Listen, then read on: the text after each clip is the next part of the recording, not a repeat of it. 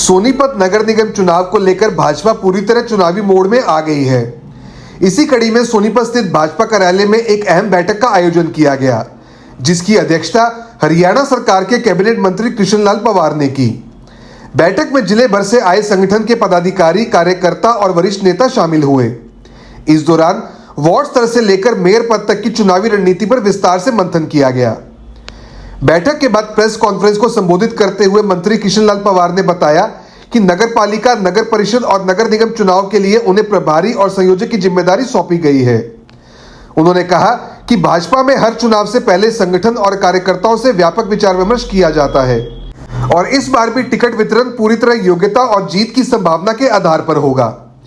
मंत्री पंवार ने कहा कि नगर निगम चुनाव में केवल कार्यकर्ताओं ही नहीं बल्कि आम जनता की राय को भी महत्व दिया जाएगा। लोगों से संवाद कर ऐसे उम्मीदवार चुने जाएंगे जो जन भावनाओं पर खरे उतरे। उन्होंने दावा किया कि सोनीपत नगर निगम में मेयर और पार्षद पदों पर भाजपा की जीत तय है और विपक्ष भाजपा के सामने टिक नहीं पाएगा। केंद्र और राज्य बजट पर बोलते हुए मंत्री ने कहा कि हरियाणा के मुख्यमंत्री ने बजट से पहले व्यापारी, किसान, मजदूर सहित सभी वर्गों से सुझाव लिए, जिनमें से 275 सुझावों को बजट में शामिल किया गया है। उन्होंने बताया कि 20 फरवरी से बजट सत्र शुरू होगा, जो 18 मार्च तक चलेगा। केंद्रीय बजट को जनहितकारी बताते हुए उन्होंने कहा कि टैक्स में राहत और घरेलू सामानों पर छूट से आम आदमी को सीधा लाभ मिलेगा। खेल नीति को लेकर मंत्री पंवार ने कहा कि भाजपा देश की पहली सरकार है जिसने मजबूत और पारदर्शी खेल नीति लागू की। ओलंपिक पद विजेता खिलाड़ियों को 6 करोड़ रुपए की राशि और क्लास 1 नौकरी दी जाती है। एशियाड और नेशनल गेम्स के खिलाड़ियों के लिए भी अलग अलग प्रोत्साहन योजनाएं हैं। उन्होंने बताया कि प्रो कबड्डी लीग में 162 में से 113 खिलाड़ी हरियाणा से थे, जो राज्य की खेल प्रतिभा को दर्शाता है। कांग्रेस पर हमला बोलते हुए मंत्री ने कहा कि कांग्रेस शासन में खिलाड़ियों के करोड़ों रुपए बकाया थे, जिन्हें भाजपा सरकार ने चुकाया। उन्होंने आरोप लगाया कि पूर्व मुख्यमंत्री भूपेंद्र सिंह हुड्डा के कार्यकाल में विकास ठप रहा। वहीं भाजपा सरकार ने बिना खर्ची पर्ची के 1,80,000 युवाओं को नौकरियां दी, जबकि कांग्रेस शासन में 86,000 नौकरियां पर्ची और खर्ची से दी गई थी। ग्रामीण क्षेत्रों से जुड़े मुद्दे पर मंत्री ने कहा कि पंचायती जमीन पर 500 गज तक मकान बनाने वालों को राहत दी जाएगी और 2004 के कलेक्टर रेट पर समाधान किया जाएगा। हालांकि भविष्य में सरकारी और पंचायती जमीन पर किसी तरह का अतिक्रमण बर्दाश्त नहीं किया जाएगा। मंत्री कृष्णलाल पंवार ने 2 टूक कहा कि भले ही नगर निगम चुनाव की तारीख अभी घोषित न हुई हो, लेकिन भाजपा आज से ही पूरी तरह चुनावी मैदान में उतर चुकी है। पहले तो मैं सभी पत्रकार सागर साथियों से, वरिष्ठ साथियों से, कार्यकर्ताओं से क्षमा करता हूँ कि मैं सुबह 8 बजे चला था, लेकिन फॉग की वजह से काफ़ी एक्सीडेंट हो रहे थे। कोई लोकल रूटों से गाड़ियाँ कतई ले गए, लेकिन वो पुलिस बिल्कुल क्लियर भी करा रही थी और जान माल सब ठीक ठाक है। तो आज का विषय भारतीय जनता पार्टी संगठन ने, सरकार ने जो हमारे नगर परिषद, नगर निगम, नगर पालिका में चुनाव है तो अलग अलग से ड्यूटी लगाई है। उसमें बतौर प्रभारी के तौर पर संयोजक मुझे जिम्मेदारी सौंपी है और मेरे बहुत ही वरिष्ठ साथी जवाहर सैनी वो मेरे साथ सहयोगी रहेंगे और सोनीपत के जिला के प्रभारी सतीश नांदल बहुत वरिष्ठ हमारी पार्टी के साथी है। मेरे अजीज विधायक निखिल मदान जी, अशोक हमारे जिलाध्यक्ष और हमारे मेयर आगे राजीव जैन जी, हमारी बेटी जो मेरे साथ कविता मंत्री रही है और जिला पार्षद चेयरमैन मोनिका दहिया जी और सभी कार्यकर्ता साथियों, मैं आप सबको धन्यवाद करता हूँ। खैनी जी ने भी बजट के लिए पूरे प्रदेश में जो हमारे व्यापारी वर्ग है, हमारे किसान भाई हैं, श्रमिक हैं, तो सभी जिस प्रकार से प्रधानमंत्री जी का एक विजन है, तो जिसमें महिला, किसान, गरीब और युवा जब ये मजबूत होंगे तो 2047 का जो हमारा सपना है तब ये पूरा होगा। इसलिए नायब सैनी जी पूरे प्रदेश में सभी लोगों से बजट की चर्चा के लिए जाकर के सुझाव लिए हैं और पिछले बार जो बजट था पूरे प्रदेश से सुझाव लेकर 275 जो सुझाव हैं उनको एडमिट किया था। तो अब भी हमने रात ही कैबिनेट में तय किया है 20 फरवरी को 11 बजे बजट की शुरुआत होगी और वो 18 मार्च तक चलेगा। इसमें शेड्यूल जो बिजनेस एडवाइजरी कमेटी है वो भी तय करेगी, लेकिन उसमें गवर्नर एड्रेस और बजट पेश उस पर चर्चा, तो इस पर सारा हमने शेड्यूल तय किया है। लेकिन फिर भी बिजनेस एडवाइजरी कमेटी विपक्ष का नेता भी होता है, सत्ता पक्ष के मुख्यमंत्री बैठ करके सारा तय करते हैं, वो करेंगे। इसलिए बजट जो केंद्र का जो पेश हुआ उसमें दुर्घटना हो जाती है, ये आपके हमारे भगवान के अधीन है। लेकिन उसमें जो क्लेम जो मिलता था उसमें टैक्स काट करके देते थे, तो इसलिए सरकार ने बहुत बड़ा उपकार का काम किया है। उन परिवारों को जो क्लेम की जो राशि मिलेगी बिना टैक्स काटे वो मिलेगी। दूसरा, जिस प्रकार से हमारे जो उद्योगपति हैं जो केंद्र और प्रदेश सरकार को रेवेन्यू देते हैं, लेकिन उनके मन में किसी अच्छा काम है, उसकी इनकम अच्छी है, तो जितना भी एक नंबर का दिखा करके कुछ उस पैसे को 2 नंबर के रखते थे, उनको चिंता बड़ी रहती थी कि ये पैसा कभी ईडी ना आ जाए, कभी इनकम टैक्स वाले ना आ जाए, उसको बड़ी चिंता रहती थी। लेकिन सरकार ने खुले मन से ये घोषणा कर दी है कि अघोषित संपत्ति है और 30% टैक्स दे करके घोषित कर सकता है। तो इसलिए बहुत बड़ा, मैं कहता हूँ इससे देश के अंदर एक व्यापार है बहुत बड़ा बढ़ेगा और सरकार को इतना बड़ा रेवेन्यू आएगा, जिससे कि जो प्रधानमंत्री का जो 247 का विजन है, आर्थिक दृष्टि से 2014 में हम 11वें स्थान से थे, आज 4थे स्थान पर हैं, तो 3रे स्थान पर बहुत जल्दी मैं कह सकता हूँ हिंदुस्तान आने वाला है। कहती देती है तो कुछ ऐसे मद होते हैं उसमें टैक्स भी लेना पड़ता है, जैसे कोई मकान है कोई पर बेचेगा तो उस पर जो टैक्स है उस पर कोई रिबेट नहीं होगी, टैक्स उसने देना पड़ेगा, कोई कटौती नहीं होगी, टीडीएस कटेगा। विदेश जैसे कोई हमारे व्यापारी भाई है, कोई बच्चे हमारे विदेश जाते हैं, तो विदेश जाते हैं तो उसमें भी विदेश में जाने वाला जो टैक्स है किराए में, उसमें टैक्स उसमें भी कम इजाफा किया है।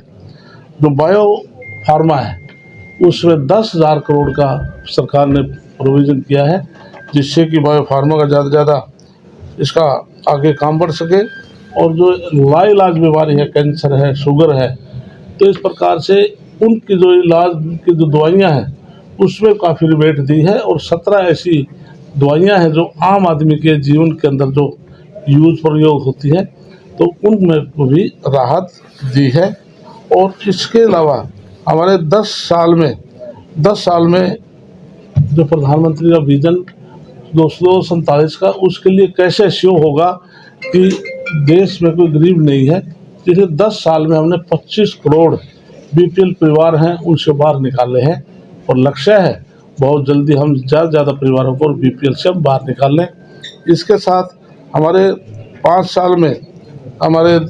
साल में 20 नए राष्ट्रीय जल मार्गों का बजट के अंदर प्रोविजन किया है, क्योंकि जैसे हमारा उत्तर प्रदेश से हरियाणा में 2 हमारे जो पुल जो बने हैं, जिससे कि इससे कनेक्टिविटी बढ़ेगी और व्यापार, विशेष तौर से जो व्यापार है उसको भी काफ़ी इजाफा होगा। तो इसलिए इस प्रकार के जो बड़े बड़े जो पुल जो बनेंगे, जिससे कि जो गंगा है, चाहे जमुना है, बड़े बड़े जो हमारी जो कैनाल है, उससे कनेक्टिविटी एक प्रदेश की दूसरे प्रदेश से बढ़ेगी, जिससे देश में और प्रदेशों में इसका बहुत बड़ा इजाफा होगी। और 7 नए हाई कॉरिडोर रेलवे का निर्माण भी किया जाएगा, क्योंकि जैसे कि आज माल भाड़ा है या लोग बाई एयर जैसे काफ़ी लेट होते हैं, जैसे कई घंटे तक लेट होते हैं, तो इसलिए ट्रेन का एक ऐसा सफ़र है कि व्यक्ति जाएगा तो समय पर पहुंचेगा। इसलिए उसमें भी नए 7 कॉरिडोर रेलवे के भी वहाँ सरकार ने बनाने का योजना की है, जिससे कि दूसरी जो हमारी जो सर्विस रेलवे लाइन है, जैसे माल ट्रेन है, कि एक माल को दूसरे स्थान पर ले जाने के लिए उसको स्पेस मिले, इस प्रकार से सरकार की योजनाएं हैं। और पूरे देश में जिस प्रकार से हमने नेशनल हाईवे और विशेष तरह हरियाणा में अब जाल बिछाया है इसके लिए नितिन गडकरी को मुबारकबाद देता हूँ। और जो केंद्र का जो बजट बढ़ा है इसमें विशेष तौर से हमारी फाइनेंस मिनिस्टर और प्रधानमंत्री की सोच से, अच्छी सूझबूझ से ये हमारा जो बजट ये बनाया गया है। 1500 ऐसे विद्यालय हैं जो उसको ABGC से बनाए जाएंगे और जो CNG है उसकी दरों में भी कमी आएगी।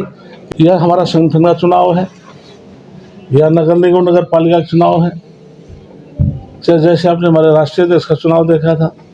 इसमें हम सभी कार्यकर्ताओं के साथ सलाह मशवरा करते हैं। हमारी ड्यूटी लगी है, हम सबसे पहले कार्यकर्ताओं से पूछेंगे, आम जनमानस से पूछेंगे, क्योंकि प्रजातंत्र में हर एक व्यक्ति को चुनाव लड़ने का अधिकार है। और निश्चित तौर से आज भारतीय जनता पार्टी जिस प्रकार से बिहार के अंदर, अब महाराष्ट्र के अंदर day by day Bharatiya Janata party का ग्राफ बढ़ता जा रहा है, तो निश्चित तौर से मैं विश्वास दिलाता हूँ कि जो सोनीपत का जो नगर निगम है उसका मेयर और सभी पार्षद भारतीय जनता पार्टी के हम सिंबल पर जो लड़ेंगे उससे हम चुनाव जीतेंगे। और पूरे प्रदेश में जो भी नगर निगम नगर परिषद के चुनाव है, विपक्ष दूसरी पार्टी सामने टिक नहीं पाएगी, ये विश्वास दिलाते हैं। और हम ये भी विश्वास दिलाते हैं कि हम जो चुनाव लड़ाएंगे हम कार्यकर्ताओं के पूछ करके सभी से सलाह मशवरा से तभी जा करके हम ऊपर रिपोर्ट देंगे। तो आज तो हम सभी कार्यकर्ताओं को आज मीटिंग लेंगे, उसके बाद इंडिविजुअल भी कोई साथी हम दोबारा से जो आज सैनी जी, हम हमारे प्रभारी जी बैठे नांदल साहब, हम सब अलग से बैठ कर के इंडिविजुअल भी कोई अपनी इच्छा जाहिर करें, हमें चुनाव लड़ना चाहता, हम सबको आमंत्रित करेंगे और सबकी हम चर्चा करेंगे कि कौन व्यक्ति चुनाव लड़ सकता है। तो ये आज कहने के लिए आपके बीच में कब तक इलेक्शन भावना है? इसके लिए अभी डेट तो घोषित नहीं, लेकिन हमारा काम तो शुरू आज से ही हो गया। तो हमारा काम तो आज से ही शुरू है, हम अपने काम में कोई रुकावट नहीं लाएंगे। और हरियाणा बजट से क्या उम्मीदें लगाई जाती? इसलिए मैं पहले आपसे बोल दिया कि पहले भी पिछली बार भी आम जनता के सुझाव के 225 सुझाव एडमिट किए थे। जो जनता कहती है तो उनको सुझाव 275 सुझाव का एडमिट करना बहुत अचीवमेंट की बात है। इस बार कितने सुझाव आए? अब की बात टोटल सुप्रीम बजट के अंदर टोटल नंबर मुझे अभी ध्यान नहीं, लेकिन माननीय मुख्यमंत्री ने हर वर्ग से सुझाव लिए हैं। तो उसमें वो भी आपसे आज पूछ कर आज आपको फोन पर आपको बता दें। मंत्री जी, केंद्र में जो बजट जारी हुआ है उसको लेकर विपक्ष कह रहा है कि कुछ नहीं भी हुआ। विपक्ष है कहाँ? विपक्ष है कहाँ? खिलाड़ी के लिए हरियाणा प्रदेश हिंदुस्तान में पहली ऐसी सरकार है जो हमने खेल नीति बनाई है। कोई ओलंपिक में गोल्ड मेडल लेकर आएगा तो हम उसको 6 करोड़ की नगद राशि सम्मान के लिए देते हैं, क्लास 1 की नौकरी देते हैं। दूसरा स्थान प्राप्त करने वाले को 4 करोड़, तीसरा स्थान प्राप्त करने वाले को 2.5 करोड़। और हम एशियाड गेम है, नेशनल गेम है, सब के अलग अलग हमने राशि तय कर रखी है। तो स्पोर्ट्स में आज जब भी कोई ओलंपिक एशियाड है तो पूरे हिंदुस्तान की निगाहें हरियाणा पर होती है कि देश में कोई बेटा बेटी ही को गोल्ड आएगा तो हरियाणा प्रदेश के बच्चे होंगे। और मैं आपको एक उदाहरण देता हूँ, जब मैं राज्यसभा का सदस्य था, G20 हिंदुस्तान में आई थी, तो माननीय प्रधानमंत्री हर मंगलवार को जब सेशन चल रहा था, हर मंगलवार को लोकसभा राज्यसभा की ज्वाइंट मीटिंग 9:30 बजे बुलाते हैं। तो उन्होंने सभी सांसदों की ड्यूटी लगाई थी खेल महाकुंभ के लिए। सभी सांसद देश में जो भारतीय जनता पार्टी सांसद हैं वो खेल महाकुंभ करेंगे, फील्ड में खेल करवाएंगे। तो इसलिए तब उन्होंने एक बात की थी कि आज देश का हर व्यक्ति आज क्रिकेट के साथ जुड़ा हुआ है। और मैं कह सकता हूँ प्रधानमंत्री की वर्ड है जो मैं कह रहा हूँ, एक शब्द मेरी तरफ से नहीं है, आज प्रो कबड्डी उसमें आज हिंदुस्तान का हर व्यक्ति आज इंटरेस्ट लेता है। हमारे हरियाणा प्रदेश के पीछे 162 बच्चों में से 113 बच्चे हरियाणा प्रदेश के प्रो कबड्डी में थे। और अभी ये मेरे विधानसभा का बच्चा 1,54,25,000 में बोली पर गया है। तो इस प्रकार से उन्होंने ये बात कही, मैं ये भी कह सकता हूँ कबड्डी में हरियाणा नंबर 1 है। अब चाइना वर्ल्ड कप हुआ था, एशियाड हुआ था, उसमें हिंदुस्तान का गोल्ड आया, 50% लड़कियाँ हरियाणा की थी। ईरान टीम लड़कियों गई थी, वहाँ से गोल्ड आया। उसके बाद ढाका में भी महीना पहले कबड्डी थे, उसमें गोल्ड आया। तो और इसी प्रकार से परसों ही नेशनल चैंपियनशिप थी 3 दिन पहले, उसमें हरियाणा की लड़कियां। इसलिए दीपेंद्र हुड्डा से ये पूछा जाए, जब वो भूपेंद्र सिंह हुड्डा सरकार छोड़कर गए थे मैथमेटिक तो हूँ, लेकिन मुझे लगभग पता है 80-83 करोड़ रुपया खिलाड़ियों को जो देना था वो भी पेंडिंग था, वो भी माननीय मनोहर लाल सरकार ने आकर दिया है। आज हम खिलाड़ियों को समय समय पर उनका जो प्राइस है उनको देते हैं। इसके अलावा आज हरियाणा में हमने 1500 नर्सरियाँ आज स्थापित की हैं अलग अलग गेमों की, क्योंकि मैं इंडिया का वाइस प्रेसिडेंट कबड्डी फेडरेशन का, हरियाणा प्रदेश अध्यक्ष और हरियाणा ओलंपिक संघ, इसके अंदर सारे गेम आते हैं, उसका भी मैं जनरल सेक्रेटरी हूँ। हमने 1500 नर्सरियाँ अलग अलग गेमों की हरियाणा में दी हैं, 500 अब हम और देने जा रहे हैं। हुड्डा का एक आरोप रहता है कि वो हरियाणा पे बहुत भारी कर्ज जो है वो चढ़ रहा है, ऐसे इसलिए भूपेंद्र सिंह हुड्डा अपने कार्यकाल में बताए उसने क्या प्रदेश के लिए काम किया है। इसलिए भूपेंद्र सिंह हुड्डा सिवाय CLU के और क्या सरकार ने कोई काम किया है। लेकिन आज हरियाणा प्रदेश की सरकार ने, मैं तो कहता हूँ सबसे बड़ा काम जो किया है, बगैर पर्ची बगैर खर्ची के जो 1,80,000 नौकरियां दी है। तो साबित कर दो किसी को एक कप चाय तक पियो। और हुड्डा के शासनकाल में 86,000 नौकरियां लगी थी और पर्ची और खर्ची से लगी थी, ये भी एक रिकॉर्ड की बात है। मंत्री जी किसान एक इसलिए किसान हमारे अन्नदाता है। हरियाणा प्रदेश में, हिंदुस्तान में हरियाणा प्रदेश ऐसा प्रदेश है जो हमने 24 फसलें MSP ब्याज नायब सैनिक सरकार खरीद रही है। लेकिन मैं स्वामीनाथन आयोग की रिपोर्ट के बारे में कह सकता हूँ, आप पूरे देश में आज समय समय पर हमारे फसलों के भाव बढ़ाए जाते हैं। और 1947 में देश आज़ाद हुआ, अतीत में कितने मुख्य प्रधानमंत्री बने, क्या किसी प्रधानमंत्री ने सोची थी कि हमारे किसान भाइयों को किसान सम्मान निधि के हिसाब से पैसा दिया जाए। इसलिए शुरुआत हुई है और प्रधानमंत्री ने शुरुआत अच्छी की है। कोई भी सरकार भविष्य के अंदर भी इसको काट नहीं पाएगी। ये राशि बढ़ सकती है, ये घट नहीं सकती। अच्छा सवाल किया कि विधानसभा के अंदर मैंने बिल पेश खुद किया था, माननीय मुख्यमंत्री ने कहा कि आप बिल पेश करो, क्योंकि पूरे प्रदेश में जो गरीब आदमी हैं जिन्होंने गलती से ग्राम पंचायत की ज़मीन में मकान बना लिए, हमने 2004 से जो उन काबिज थे वो तालाब में ना हो, शिरनी में ना उनका घर आता हो या एग्रीकल्चर लैंड में ना हो, हमने 500 गज तक का हमने अलाउ किया है।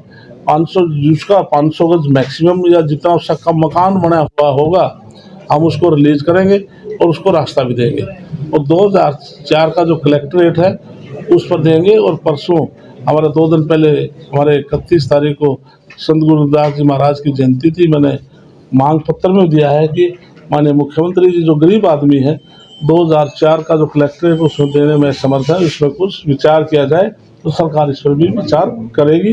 और निश्चित तौर से जैसे आपने कोई काबिज की बात की है, कोई हमारे संज्ञान में कोई नया कब्जाता है, चाहे कोई सरपंच है, जो आम आदमी है, कोई कितना बड़ा व्यक्ति हो, हम सरकारी ज़मीन पर कब्जा नहीं होने देंगे। बल्कि हमने जिस प्रकार से हमने 100 गज के प्लाट थे जो कब्जा उनको नहीं दिया गया था, हमने पूरा युद्ध स्तर पर हमने उन गरीब आदमियों को आज कब्जे छुटा करके उनको प्लाट दे रहे हैं। अगर आप स्टॉक मार्केट सीखना चाहते हैं लेकिन यह नहीं समझ पा रहे कि शुरुआत कहां से करें, तो ट्रेडिंग गुरुकुल इंस्टीट्यूट आपके लिए एक सही और भरोसेमंद जगह है। यहाँ रविंद्र भारद्वाज, जिनके पास 19 साल से ज्यादा का प्रोफेशनल ट्रेडिंग अनुभव है, छात्रों को सीधे रियल मार्केट के जरिए प्रैक्टिकल ट्रेडिंग सिखाते हैं। यहाँ हर टॉपिक रियल चार्ट्स और लाइव मार्केट के उदाहरणों से समझाया जाता है, ताकि आप सिर्फ सीखें ही नहीं बल्कि बिना डर के खुद ट्रेड करना भी सीख सकें। आप यहाँ सीख सकते हैं स्टॉक मार्केट बेसिक से एडवांस, फ्यूचर्स और ऑप्शंस, फॉरेक्स और क्रिप्टो ट्रेडिंग। आप अपनी क्लासेस ट्रेडिंग गुरुकुल ऐप पर भी अटेंड कर सकते हैं, जो एप्पल स्टोर और गूगल प्ले स्टोर पर उपलब्ध है। तो आज ही अपनी ट्रेडिंग जर्नी की शुरुआत करें ट्रेडिंग गुरुकुल इंस्टीट्यूट के साथ। अभी कॉल करें स्क्रीन पर दिए गए नंबर पर। ट्रेडिंग गुरुकुल इंस्टीट्यूट, गांधी चौक, सोनीपत। अपने शहर की हर ताजा खबर के लिए हमारे चैनल SNA न्यूज को सब्सक्राइब करें, लाइक करें, कमेंट करें व शेयर करें। बेल आइकन दबाना ना भूलें। हमारे अन्य सोशल मीडिया प्लेटफॉर्म्स पर भी हमें फॉलो करें।